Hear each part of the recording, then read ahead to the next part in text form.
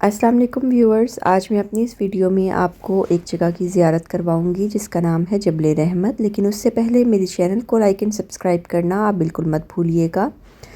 तो हम जा रहे हैं जबल रहमत की तरफ। मक्का से कुछ फासले पर ये जगह मौजूद है। बहुत सारे लोग यहाँ का विज़िट करने जाते हैं। हम मक्का से बाहर निकल रहे हैं और ये आ गया है, टनल आ गई है, इसलिए अंधेरा छा गया है। और टनल्स जगह जगह बनी हुई हैं रास्ते में, क्योंकि पहाड़ों को काट काट कर रोड्स बनाई गई हैं। ये देखें, एक और टनल आ गई है। इस तरीके से हम टनल से अभी बाहर निकलेंगे। ये देखिए, मक्का में ऊंचे ऊंचे पहाड़ हैं जो अब थोड़े सरसब्ज भी हो गए हैं। अब हम पहुंच गए हैं अरफात वाले एरिया में, और यहाँ से पैदल का रास्ता है।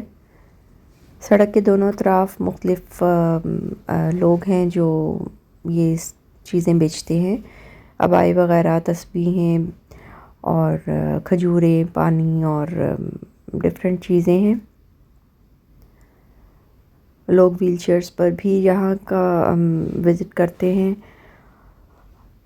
अगर तो तेज़ गर्मी हो तो फिर बहुत मुश्किल है यहाँ पर चलना।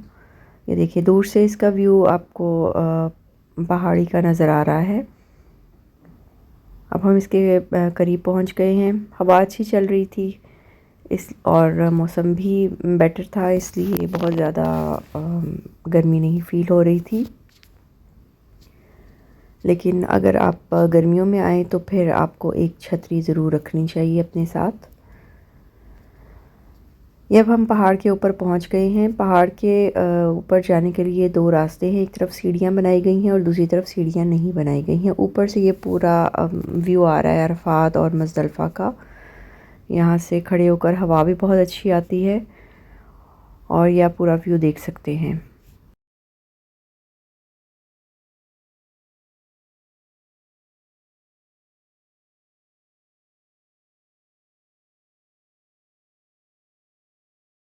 इसकी जगह की ख़ासियत ये है कि यहाँ पर हज़रत आदम और हव्वा अलैहिस्सलाम दोबारा से मिले थे। और जो सबसे ज़्यादा इसकी ख़ासियत है वो इसलिए क्योंकि हुज़ूर सल्लल्लाहु अलैहि वसल्लम ने अपना आखिरी हज का खुतबा भी यहीं पर खड़े होकर दिया था।